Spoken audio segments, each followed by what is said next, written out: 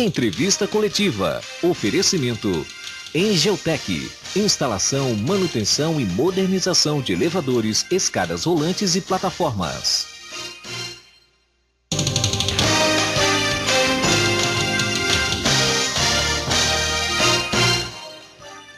Entrevista coletiva no ar, uma ótima noite para você que está aqui no fim de semana ligado na TV Clube. Olha, o assunto dessa semana é a questão da violência. Você já deve ter parado para pensar em algum momento da sua vida sobre por que existe a violência, de onde vem essa violência. Esses questionamentos muitas vezes ficam só a cargo da culpa dos governantes, não é verdade? Mas o buraco é muito mais embaixo, viu? Nós trouxemos esta semana para a entrevista coletiva para debater sobre o assunto o Antônio Carlos Costa, que é presidente da ONG Rio da Paz. Ele, desde 2007, atua na cidade do Rio de Janeiro e esta semana está aqui em João Pessoa. Quem participa com a gente também é a repórter Herta Riama. Boa noite, Herta. Boa noite, Rafael. Boa noite, Antônio. Boa noite, Rafael. Boa noite, Herta. Tem um dado alarmante que vem destruindo famílias em todo o país. De acordo com uma pesquisa divulgada no site da ONG, nos últimos 10 anos, olha só, 500 mil brasileiros foram vítimas de homicídio. Como é que se lida com uma situação dessa? É muito difícil, né? E o número é maior. Só vem crescendo. É lamentável dizer que a estatística oficial de homicídio doloso não corresponde à realidade dos fatos. Há um número imenso de brasileiros desaparecidos e que foram executados ou por milicianos, ou por traficantes, ou por maus policiais.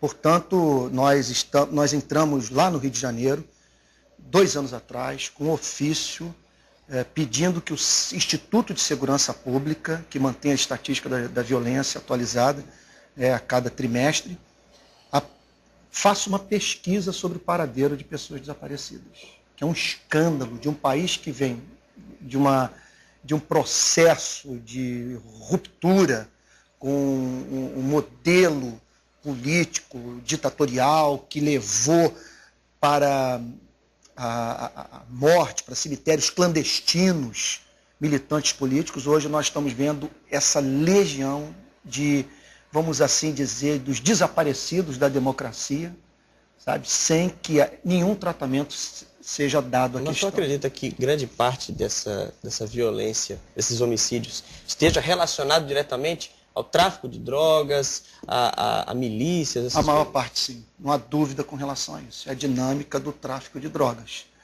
E eu tenho, o que eu lhe digo, é fruto do trabalho de campo. Lá nas favelas do Rio de Janeiro, ouvindo moradores, e é impossível você desenvolver projeto social ali sem ter contato também com pessoas que estão envolvidas com crime, e em conversas com policiais também. Nós estamos absolutamente certos, não há dúvida com relação a isso, que o número de homicídio no estado do Rio de Janeiro, não apenas no estado do Rio de Janeiro, no Brasil, é bem maior do que está sendo divulgado. Lá no Rio de Janeiro, a gente sabe do forno micro-ondas, eles pegam a vítima e a executam, depois colocam o corpo numa pilha de pneus e tocam fogo no pneu e não fica vestígio algum. Também lançam para porcos e jacarés, para que a vítima seja devorada.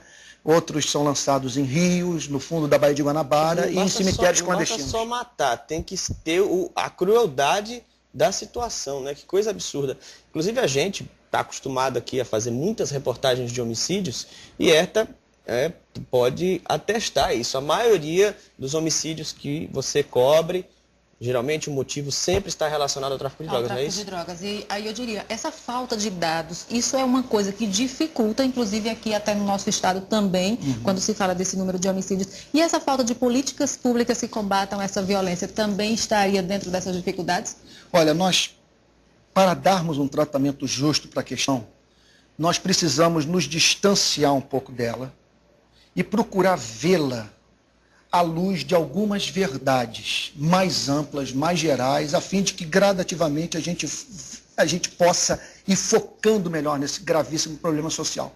Então, um pressuposto do qual nós devemos partir é que a desigualdade social está por trás dessas mortes. Então a classe média, às vezes, acaba pagando com o próprio sangue o resultado da sua omissão de lutar para que um número maior de brasileiros viva com mais dignidade.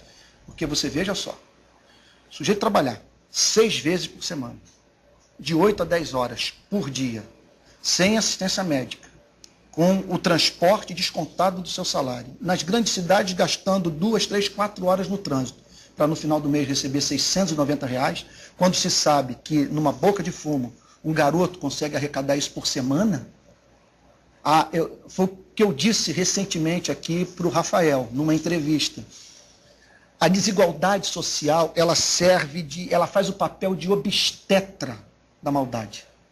Porque ela faz com que pessoas que não fariam o que hoje estão praticando, sabe? Quer dizer, cometam atos vergonhosos em razão do fato de não terem encontrado formas de expressão da sua individualidade. Essa guerra é uma guerra por busca de visibilidade, que é uma demanda do espírito humano. Nós queremos ser vistos. Nós 3 estamos aqui nessa mesa, encontramos formas racionais que a vida nos proporcionou de expressão da nossa individualidade. Agora, nessas comunidades, muitos desses garotos sabem que só se tornarão visíveis com um fuzil na mão. E agora o senhor toca no assunto, a questão da adolescência. Cada vez mais cedo eles estão envolvidos no crime. No Rio de Janeiro isso também não é diferente, né? Crescem sem referência de pai, sem acesso a áreas de lazer, sem acesso à educação. É isso que eu queria tocar um ponto, porque o senhor me falou isso na entrevista que a gente deu essa semana e eu fiquei com isso na cabeça e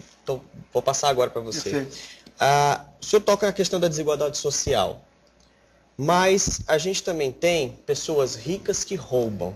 A gente tem mensalão, a gente tem corrupção na política, né? Brasília, que matam, inclusive, que tem poder para matar.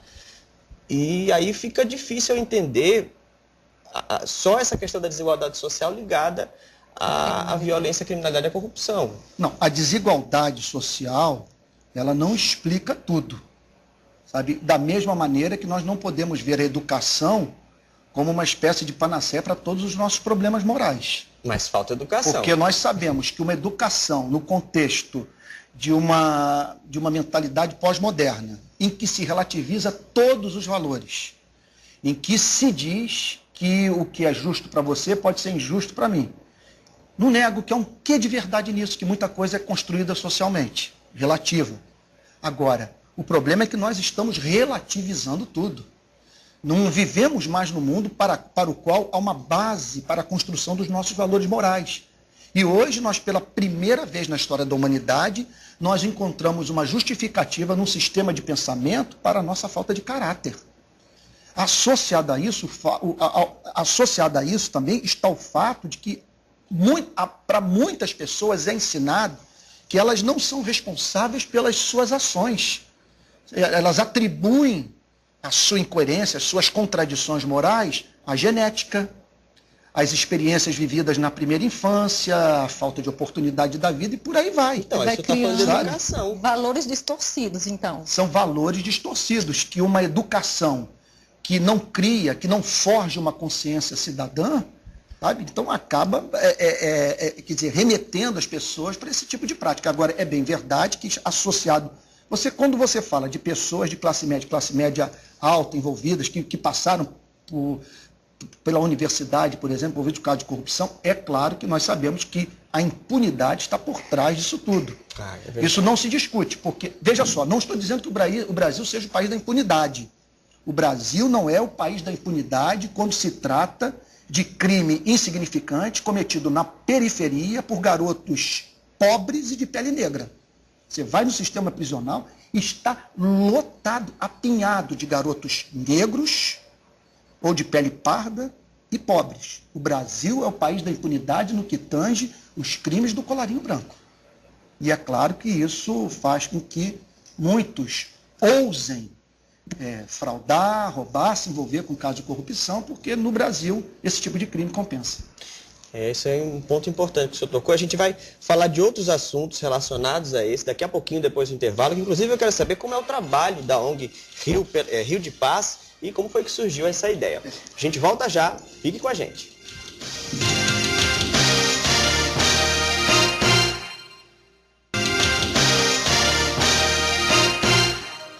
Entrevista coletiva de volta, hoje falando de um assunto sério, a questão da violência. Para isso nós estamos com Antônio Carlos Costa, que é presidente da ONG Rio de Paz, que está fazendo um trabalho aqui em João Pessoa esta semana. Durante o intervalo a gente estava conversando sobre a questão de onde surge a questão da violência. E o senhor tocou numa questão que eu quero passar para vocês que estão em casa.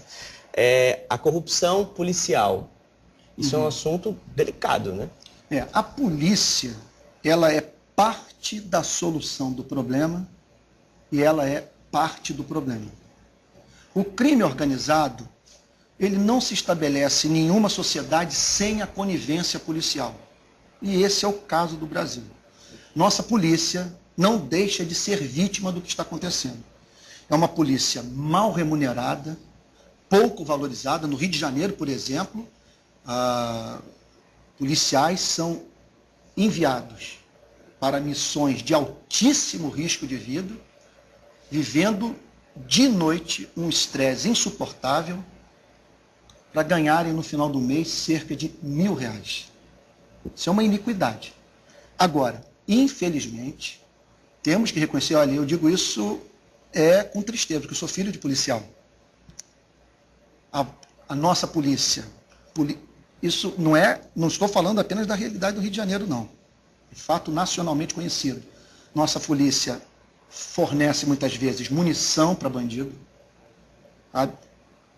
armas, pistolas e fuzis, lida com traficantes que guardam uma poupança para poderem pagar o chamado arrego, que ocorre quando, entre outras coisas, eles são pegos pela polícia e ali então negociam a sua soltura. Então, é uma polícia também dividida, porque nós temos de um lado a polícia civil, que faz o trabalho investigativo, e do outro lado a polícia militar, que faz o policiamento ostensivo. São trabalhos que se complementam, de altíssima importância social. Por exemplo, no Rio de Janeiro, 92% dos casos de homicídio não são elucidados, porque nós não temos... Alto. Pois é, a polícia militar não faz a preservação do local do crime, e a Polícia Civil não tem recurso, não tem subsídios para fazer um trabalho investigativo à altura. Agora, a grande questão, o grande problema, o que nos deixa perplexos é que essas polícias não dialogam. Esse trabalho integrado é só na teoria? Só na teoria, suspeitam uma da outra e até mesmo se boicotam. Então nós precisamos urgentemente de uma reforma da polícia. Precisamos de melhores salários, melhor treinamento, uma polícia também que seja supervisionada, porque o policial na ponta, muitas vezes, está lá executando, está torturando, está extorquindo dinheiro, está vendendo munição e arma, sabe? Sem que o seu trabalho seja monitorado. Então, a reforma da polícia é condição indispensável para que esse índice de letalidade despenque no nosso país. Só para nós termos uma ideia da gravidade do problema, na Itália, para cada 100 mil pessoas, uma é assassinada por ano. No Chile, essa estatística vai para 1,7, nos Estados Unidos, 5,6, no Brasil, 27, Nossa. E no Rio de Janeiro está por volta de 30. Difícil isso, né? Em relação aos projetos que vocês idealizam no Rio de Janeiro, de que forma eles têm atuado? Como tem sido essa atuação? Nós decidimos agir, somos cidadãos de classe média, sem vínculo político, partidário, sem vínculo religioso. Simplesmente nós olhamos para o problema da letalidade e decidimos gritar. Então, a partir da organização de manifestações pacíficas, mas baseadas em informação concreta. Sabe, baseadas Não é protestar por protestar. Não, a gente nunca chuta. A gente nunca vai para uma manifestação para falar de alguma coisa que a gente sente, que a gente suspeita, não. É tudo baseado em fatos. Cita aí algumas. Então, por exemplo, os 30 mil desaparecidos do Rio de Janeiro. Eu fiz uma manifestação com os amigos em Copacabana, eu entrei numa pilha de pneu, fiquei 5 horas ali em pé, debaixo do sol escaldante da praia de Copacabana, fazendo uma dramatização das execuções no chamado forno micro-ondas, quando eles colocam uma pilha de pneu, insere a vítima no meio da pilha de pneu. O Tim Lopes foi morto assim, não foi? O Tim Lopes foi. infelizmente. Né? Então, fizemos aquela das cruzes. A ideia é aumentar o nível de conscientização social, que se a classe média tivesse chegado junto, há muito nós estaríamos vivendo num outro país. Uma classe média nas ruas, quer dizer, protestando, e não precisa fazer isso com violência, de uma forma desrespeitosa, desde que não seja uma ação espasmódica, quer dizer, você ir e depois sumir, mas que seja algo consistente com a Constituição Federal nas mãos.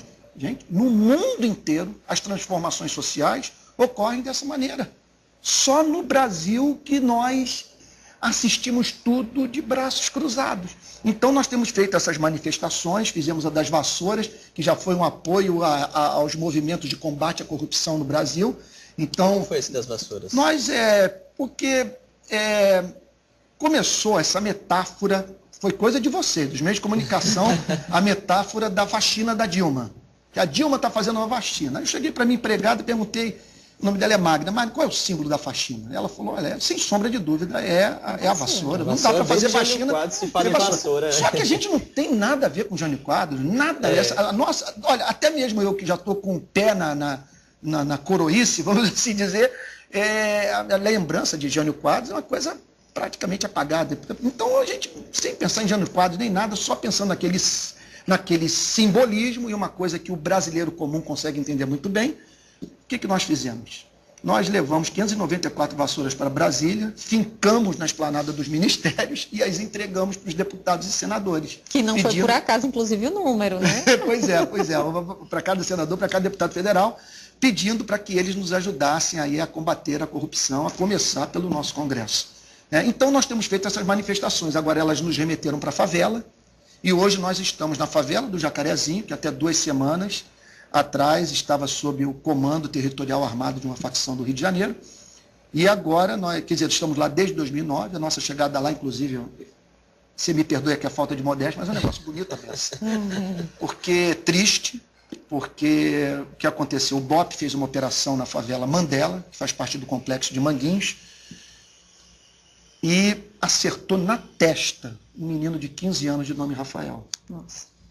Menino inocente. Estava botando lixo do lado de fora de casa. Quando eu soube daquilo, falei, eu vou para o cemitério gravar esse negócio e vou editar e botar na internet para que a sociedade do Rio de Janeiro veja o drama de um parente de vítima. O que é você enterrar um filho assassinado? Lá eu conheci os moradores e decidimos fazer aquelas manifestações de Copacabana dentro da favela. Quando a favela viu que nós estávamos do lado do pobre e fazendo uma manifestação contra a tropa de elite da Polícia Militar, abriram as portas. Hoje nós estamos lá com os projetos sociais, estamos entrando com padaria escola, vamos ensinar o ofício de padreiro para os rapazes que querem largar o tráfico. Muitos, depois da ocupação, né? Estão nos procurando.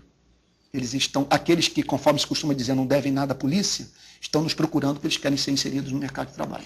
O que dá para dizer? Porque aqui, por exemplo, eu não tenho conhecimento de uma ONG com essa atuação aqui na Paraíba. Quem está em casa assistindo, que também está inconformado com essa violência, o que é que eu, que estou sentado na frente da televisão, posso fazer para tentar diminuir essa violência? Olha, esse é o segredo da democracia americana, da democracia dos países europeus. O povo participa, não resume a participação política ao ato de votar. Eles vão para as ruas, eles protestam, eles pressionam o poder público. E a política só funciona na base de pressão. Então, eu posso contar assim um pouquinho da nossa história. Como que nós chegamos, como que pessoas comuns... Olha, quando nós começamos o Rio de Paz, eu não sabia a diferença entre polícia civil e polícia militar. Tive que sair em busca de informação, fui para as universidades, procurei conhecer policiais da banda boa, da polícia e tal.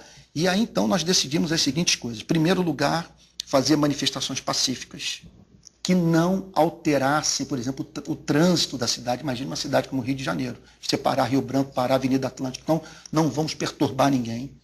Vão ser manifestações assim inteligentes, que tenham como propósito criar imagens que, veiculadas através dos meios de comunicação, ajudem a sociedade a mensurar os problemas sociais que nós estamos enfrentando. E isto do ponto de vista da defesa dos direitos humanos e da meta de dar visibilidade para os invisíveis e voz para os sem voz.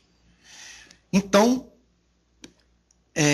não recebemos verba pública, nem poderíamos receber, porque o nosso trabalho tem como objetivo fazer o Estado agir. É um movimento de protesto, de pressão política, e então não temos vínculo político partidário. É um movimento, eu não diria que é apartidário, ele é suprapartidário, né? Então, e assim nós estamos conseguindo mobilizar pessoas de todos os setores da sociedade civil e fazendo um barulho que já tem produzido reformas no Rio de Janeiro. A gente tem só 1 minuto para encerrar, mas eu queria que você falasse um pouquinho sobre o seu trabalho aqui em João Pessoa essa semana. Como é que foi? Eu tive a honra de ser convidado por cristãos protestantes, porque ontem foi aniversário da Reforma Protestante, 595 anos da Reforma Protestante, no século XVI, Martim Lutero, aquela história toda. Aí me chamaram para falar sobre cristianismo aqui. Então eu vim aqui para falar sobre cristianismo e a necessidade de termos um cristianismo diferente no Brasil, que não pode ser esse cristianismo sujeito usando a televisão para vender milagre, para manipular pessoas. Sabe? Tem que ser o cristianismo para o pobre, para o necessitado, o cristianismo que defende os direitos humanos, como a forma eu acabei de dizer, que dá visibilidade para os invisíveis e voz para os sem voz. Sabe? Tive também a experiência emocionante de conhecer o sertão pela primeira vez. Eu já conheci a pobreza das favelas do Rio de Janeiro. Fiquei chocado com o sertão. Chocado de ver tanta gente boa, de coração bom. O que é que te chamou mais atenção? Que eu sou do sertão, então eu amo aquela terra. O que mais me machucou foi quando, em Imaculada, me levaram para a casa de um sertanejo, a terra seca, ele com a mulher, numa casa muito simples, com algumas galinhas assim no quintal. E eu perguntei para ele como é que é viver naquele lugar. Ele disse, muitas vezes a coisa aperta tanto que eu tenho que ir para São Paulo. Aí foi a pergunta mortal. Cara, como é que é chegar em São Paulo? Aí o sertanejo, imagina um homem forte, sabe, mão calejada, começa a chorar na presença de alguém que ele viu pela primeira vez. Ele falando então da dor que é deixar a terra que ele ama, sua família, para trabalhar 12 horas por dia numa padaria. Meu irmão, já chegando lá endividado, trabalhando 6 vezes por semana para receber R$700 por mês. É uma maldade o que se faz com o sertanejo. A Paraíba deveria se mobilizar para dar voz para aquela gente, sabe? Gente valorosa, sabe? Que com investimento pode fazer a Paraíba, sabe? Ter uma participação mais significativa no PIB nacional, porque tem gente de valor nessa terra. Antônio Carlos Costa, infelizmente o tempo acabou. Presidente da ONG Rio de Paz, muito obrigado. Dava outra entrevista, dava mais meia hora aqui, mas não tem mais tempo. Herta Riama, muito obrigado também. Muito obrigado a você que nos assiste todo fim de semana aqui na TV Clube. Continue ligado, porque a partir de segunda-feira tem novidades do jornalismo da TV Clube, viu? Fique ligado. Até lá.